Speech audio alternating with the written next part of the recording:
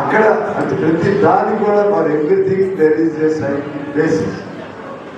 ఆ రోజు నుంచి వచ్చినది ఏది కాలం మనిషి జీవితానికి సంబంధించినటువంటి ప్రతి అంశం పైన ఆ రోజుల్లోనే ఒక పరిగణలోకి వచ్చారు. కాబట్టి ఇప్పుడు ఏం చేయాలి ఈ గవర్నమెంట్?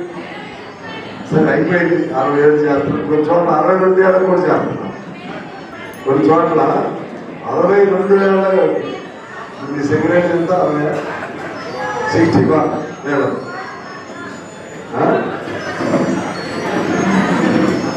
ఏంటి 62 అంత కూడా 60 కాదా?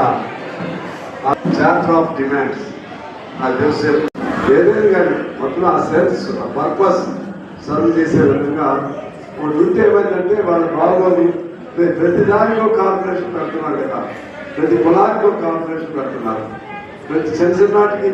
అదేంటంటే పొలిటికల్గా కొంతమంది వాళ్ళకి ఒక అవకాశం కల్పిస్తున్నారు. నేనందరే రాజకీయ నిరుద్యోగులు, పొలిటికల్ అన్ఎంప్లాయీస్ లాగా ఉండే వాళ్ళకి నీకు ఈ బోర్డు, నీకు ఈ కార్పొరేషన్, నీకు ఇది అని. కానీ ఇది రియల్ పర్పస్ నెరవేరు. వాటికంటే కూడా ఇది నిజంగా ప్రతి ఒక్కరు the day will come, definitely one will retire, the day will come. Even politics ఏమో దీనికేమో కొంచెం ప్రివిలేజ్ వచ్చింది. పాలిటిక్స్ పొలిటికల్ లీడర్లకి వాడు ఎంతకాలం ఉన్నా నడవలేకపోయినా ముందుకుంటుపోయిన సరే సత్య వరకు ఉండాలనుకుంటారు కొంతమంది. అందుకే there is no bar upon the retirement of the political leader. దానికి కూడా ఉండాలి, ఏదో సిస్టమ్ పెట్టాలి.